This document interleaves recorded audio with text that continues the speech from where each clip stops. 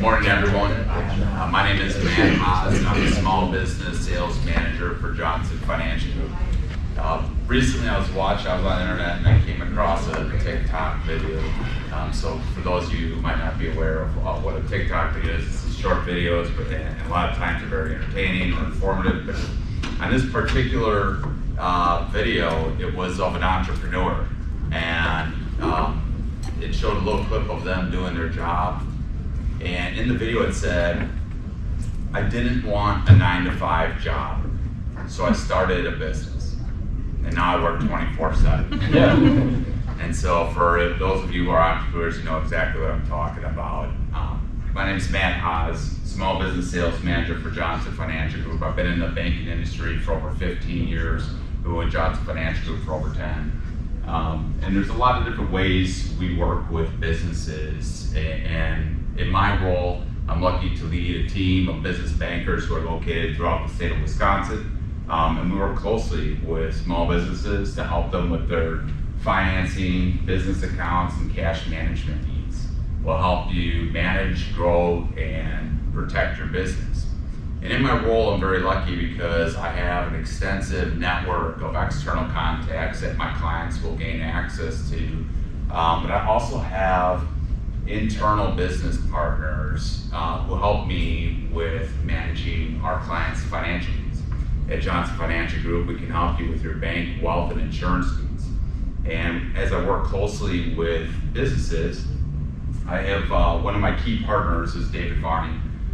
David is the Vice President of Treasury Management. David? Yep. Yeah, good morning, everyone. Thanks for having me. As Matt said, my name is David Varney, and I work in Treasury Management at Johnson Financial. I've been with Johnson for 4 years and have over 10 years Treasury Management experience. So when we look at cash management, we look at payments, receivables, and fraud protection. Cash management plays a vital role in the day-to-day operations of your business, and we'll cover these three topics in greater detail later on in the presentation. Thanks. Thanks, David. As we were putting this presentation together, I was thinking about my family. I come from a family of entrepreneurs and business owners. My family's owned businesses such as concrete company, transportation company, bowling alley, farms, car dealership, and my dad he started a restaurant and catering business. And one of my favorite memories from my dad's business as a kid, I remember he had all-you-could-eat ice cream. And that was my favorite part of the business. But the trick was you had to eat really fast, because if he caught you, he would take you out of the freezer and make you go wash dishes. So, I saw the sacrifice and the dedication that my dad, all the sacrifices he made to provide for our family. I think that's one of the reasons why I went into banking. There's a couple things that I thought would be really helpful for business owners as I think about my dad's business that I want to share with you today. Establishing a financial partnership, financing options for your business, cash management solutions, which Dave will go over, and also, understanding the different resources that are available to business owners. All this I think would be really helpful to entrepreneurs and business owners at any stage of your business life cycle, whether you're in the startup phase or if you're an established business. So establishing key partnerships. There's a lot of different partnerships you'll have as a business owner. And I've highlighted 3 of them here today. Your financial partner, your accountant, and your attorney. And as you listen to some of the entrepreneurs today, when they were on stage and they talked about some of their key partnerships and the challenges and opportunities that they face, they mentioned some of their partnerships that helped them become successful. And at Johnson Financial Group, we focus on bank, wealth, and insurance. So in our roles, we feel very fortunate to be able to work with businesses across many different industries, but we can help you with growing your business. We can help you manage your funds and protect your assets. And we can help you both on the personal side and the business side. An accountant, I can't stress enough how important that relationship will be for you to understand what your position is in as far as, are you making money? How does your balance sheet look? Are you making money? Do you have enough money to grow or cover payroll? I recently worked with a business owner, and they came to me. They were in their second year of operations, and he provided me his income statement balance sheet. It was very clear after asking a couple questions that he needed to be with an accountant. There was some information that was entered into income and expenses that were not categorized correctly. And so at the end of the conversation, he realized that he really truly didn't know how much money he was making. And we couldn't rely on those financial reports to help make a financing decision. So we connected him with an accountant that helped him navigate those waters, implement a system. I think they went with QuickBooks. I'm not sure if it was a QuickBooks desktop version that was mentioned in the presentation earlier. But they were able to provide me with much better financial reporting. We're able to move forward from there. An attorney, and we had a few attorneys here today, and you heard a number of the entrepreneurs give shout outs to their attorneys. They've been very helpful to the businesses. And I'll say that the businesses that I've worked with are very savvy at finding ways to save money. And what I've noticed too in the startup phase is these business owners know how to go on and apply for their EIN and go to the Wisconsin Department of Financial Institutions to file the articles of organization or incorporation. And they feel that maybe they don't need to hire an attorney in those early stages. I'll say that's a really important time to be an attorney involved. Make sure that you protect yourself and your business, especially if you're considering going into a partnership. At some point, one or both of you are going to want to exit that relationship, whether it's through retirement or maybe there's a disagreement, but you need to make sure that you meet with attorneys so that you have that exit plan. I want to touch briefly on the business plan and the importance of that. And you heard Jeremy today, he mentioned that he didn't have a business plan. They just had an idea and they kind of ran with it. My recommendation is and that can work, but my recommendation is take the time to start with a business plan.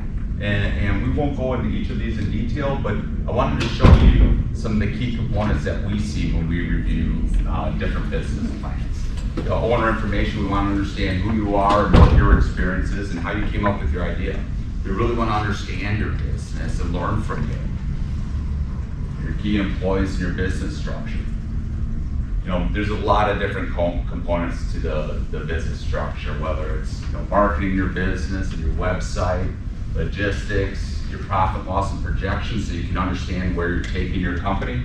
What makes your business unique and special? Why are our consumers or your customers coming to you for your product or service? And understanding your local market.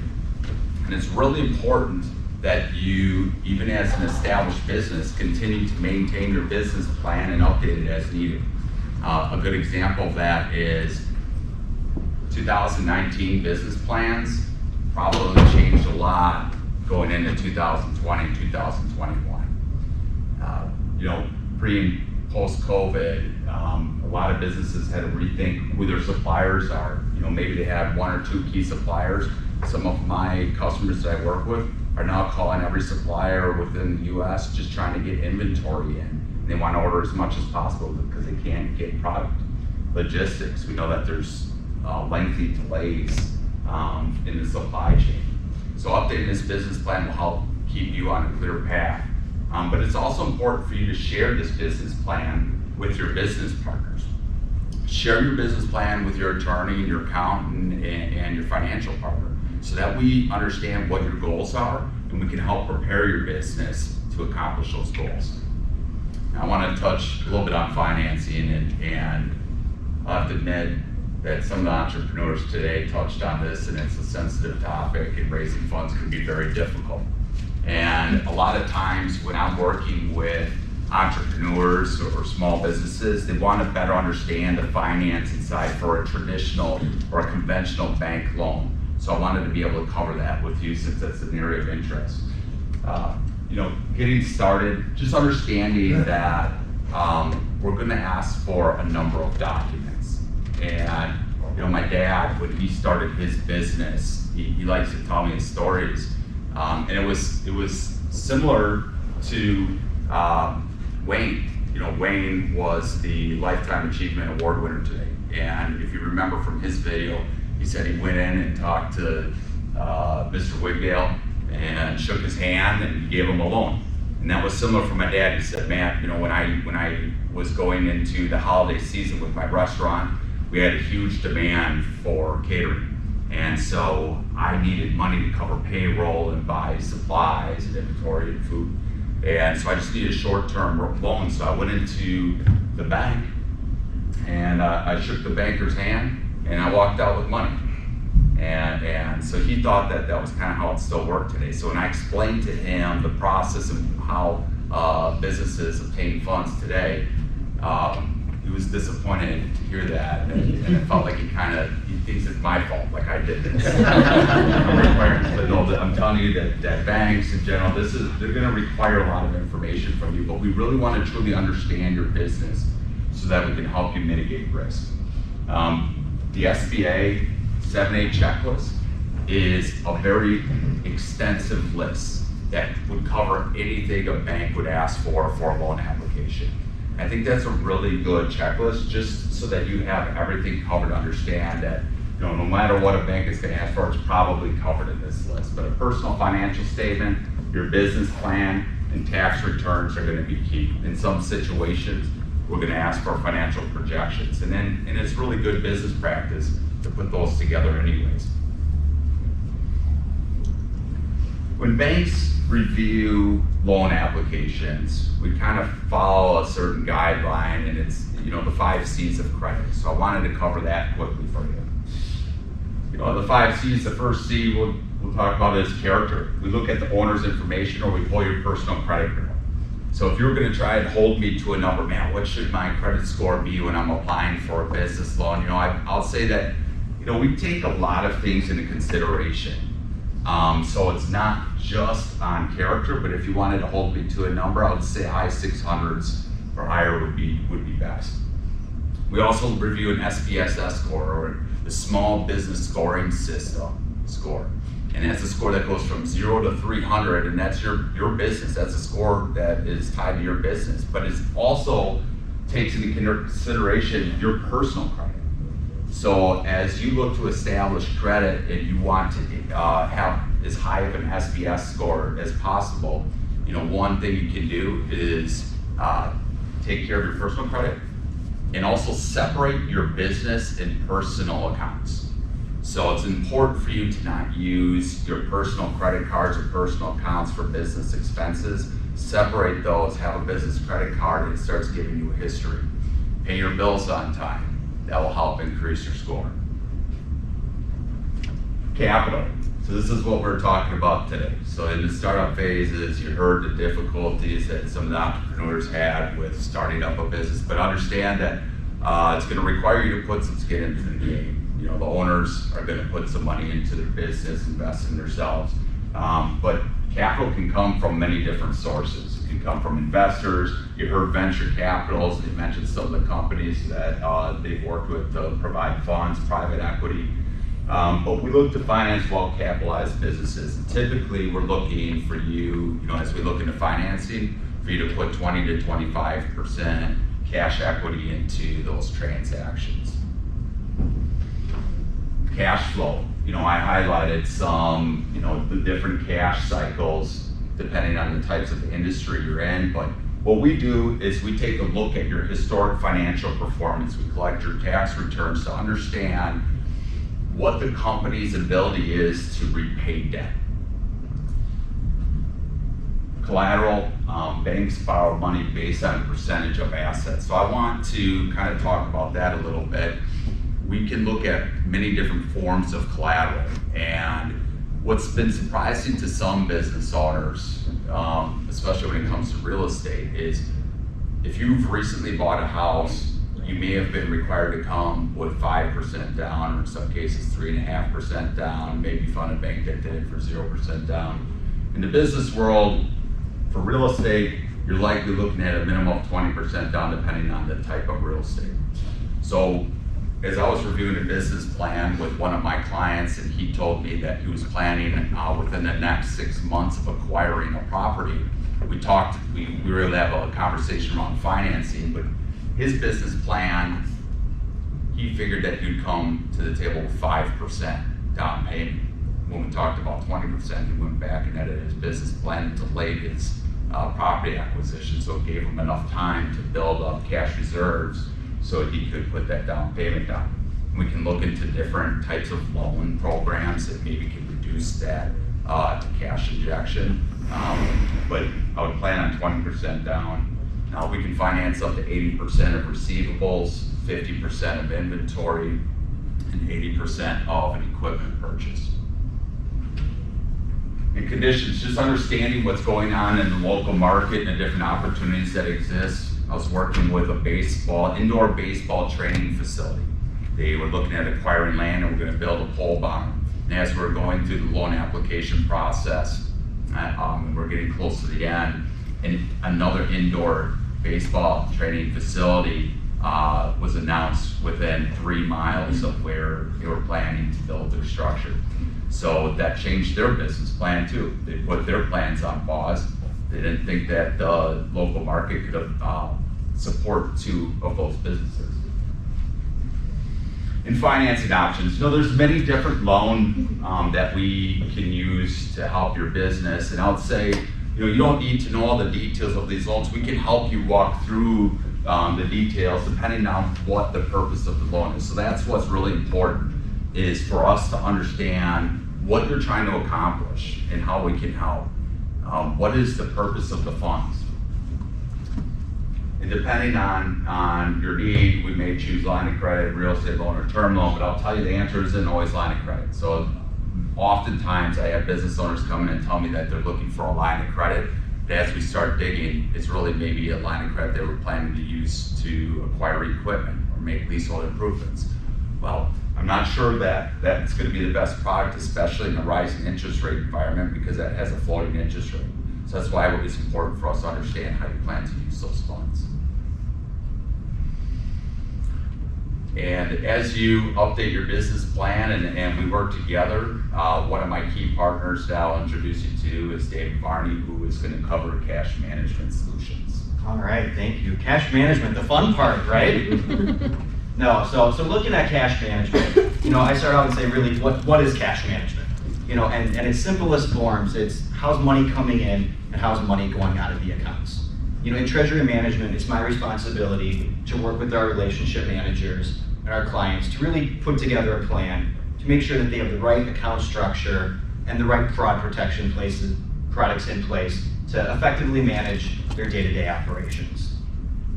So when we look at cash flow with different payment solutions, first of all, we'll look at how's money coming in. How's money going out? How are we paying our customers? First one, we're going to talk about ACH payments. So from a bank perspective, when you're making an ACH payment, we always recommend that you originate that payment and you push those funds to your customers. So that way you control when the money's leaving your account and when it's actually being received in the other vendor's account. Next is check services. So this would be your standard check run that you would generate through your accounting system or your ERP system. You'd fill out those checks, put them in the mail, and send them off for payment. Wire transfers, these we don't see as much as ACH payment or check services, but some of the benefits of wire transfers, those we typically see for larger dollar amount transactions, if there's any international payments that need to be made, and if it needs to be made more same-day settlement regardless of the dollar amount. Another nice key component with wire transfers is when that beneficiary receives that wire transfer, they know that those funds are good. They know that they're guaranteed funds and they're not going to be pulled back for any type of NSF reasons. So now how's money coming in? How are we receiving funds? Again, on the ACH payment side, this is just the complete opposite for an ACH collection. So this would be where you are actually pulling money in from one of your vendor's accounts. Again, we recommend that because you control it. You know when the money is going to be settling in your bank account. Merchant services, we're starting to see that more companies are wanting to pay via credit card. And there's a few different ways that you could do that. Based on your business, the way that you do your sales, you could physically have a terminal at your office or location. You could be receiving credit card payments that way. You could also be integrating credit card payments into your technology. So whether that's you have a vendor portal on your website where your vendors can go in and make payments, or there's some type of shopping cart functionality or something that would be there for them to also make those payments. Another way is remote deposit capture. So this would be more of a physical desktop check scanner that's at your office, and as mail is received, checks come in, you can immediately make those deposits and put them into your account. So the nice thing about a check scanner is you don't have to rely on going to the bank. It doesn't matter when the bank's open, and typically most financial institutions give you a larger window when you can make those deposits than the standard bank hours. So of course, I'd be remiss if we didn't talk about fraud. It's not a topic that we like to talk about, but it's something that we have to, and we're talking to all of our customers about it. So first, when we look at ACH and check blocking. So this would be if you have an account that you know you're never gonna write any checks out of, or you know that there's not gonna be any ACH pre-authorized debits on it, we could put an ACH or check block on it and basically just lock down that account so there'd be no unauthorized debits coming out of the account. ACH positive pay, this would be more for an operating account where you are gonna have debits and credits coming in and out, but what we can do is we can create an approved vendor list. So any organization that originates an ACH payment, they have their own unique ACH ID. So we can create that vendor list from those ACH IDs, and we can create vendors that can pull from your account. If an ACH debit comes through and they're on the approved list, great, that money goes through. If they're not, you would have an exception that would be triggered through our online banking platform, and then you would have to go on and decision that item. Next, on the check positive pay side, this would be for any checks that you're sending out. So what you would do is through your accounting software, your ERP system, you would create a check register of all the checks that you would cut. That would be uploaded through an online banking system, and then as checks clear your account, it's cross-referenced against that list. And typically what we're looking for would be payee, dollar amount, date, check number. If everything matches, your check's clear, business is normal. If there's any discrepancies on it, that check gets kicked out as an exception, and then you would have to go into the online banking system and you'd have to decision that item if you wanted to pay it or reject it. So again, that's just kind of some high-level cash management things. That's really the benefit of working with your bank and your banker. Try to figure out what's the best option for you as far as cash management. Thanks, David. Yep. What I found as my clients and I work with David is that we really help able to facilitate their banking needs and at the end of the day, protect their business, but speed up receivables and payments in a way that doesn't put their business at risk. So appreciate the partnership. I'd like to wrap up with resources. As we've met with different business owners, it's clear that they're not always aware of the different resources that are available to them, and a lot of times these resources can be available to you at no or low cost. One of my favorite organizations that we sometimes partner with is WIBIC, the Wisconsin Women's Business Initiative Corp. They provide services to any Wisconsin resident 18 years of age or older, so it's not just exclusive for women-owned businesses, but they have a really great history. So if you don't know it, I recommend going out to their website to understand how they got their start.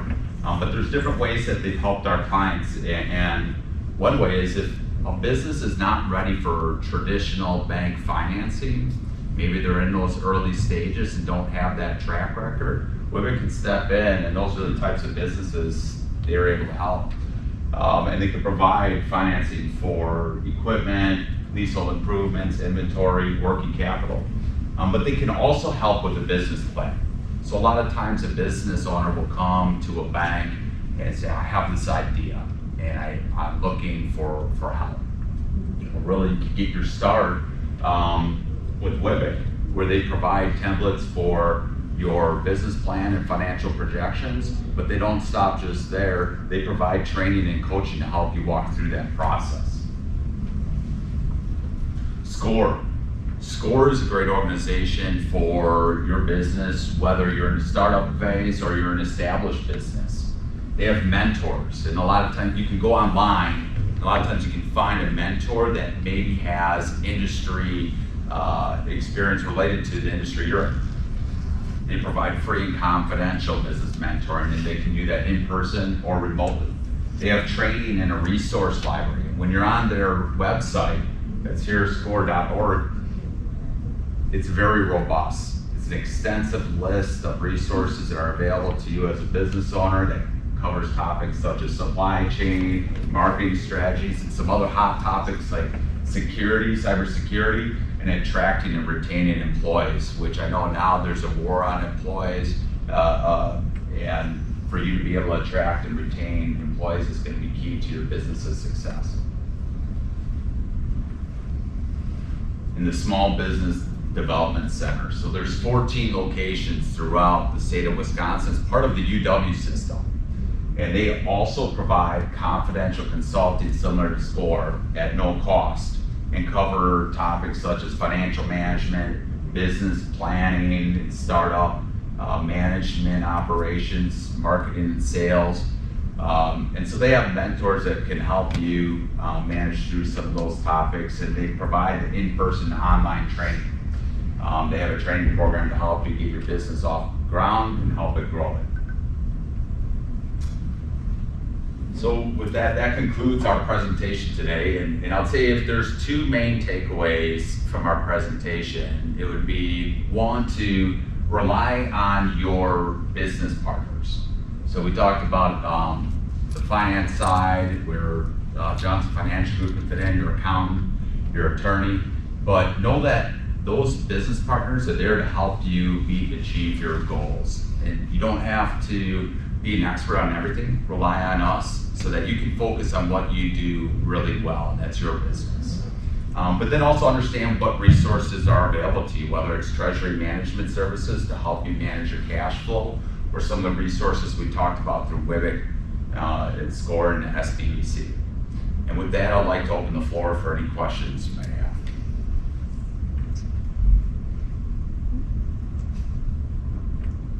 No questions? All right. Yes? I'll make a comment. There was a slide there that talked about SCORE, and boy, I use them. Wonderful people, lots to learn. If you ever meet anybody that's trying to get a business going, you could recommend that. And it takes you along the way, making decisions and things to think about. And it's a nice little resource that you recommended there. Oh, I appreciate that, Ken. Thank you. Yeah, I just want to wrap up with saying, I saw what my dad went through, and I want to thank you for your time and say that I think the entrepreneurs in the room for everything you've done, the dedication, the sacrifices you make to follow your passion, is you're truly what makes our communities unique and special, and you're the job creator. So thank you so much, and I appreciate your time. Thank you.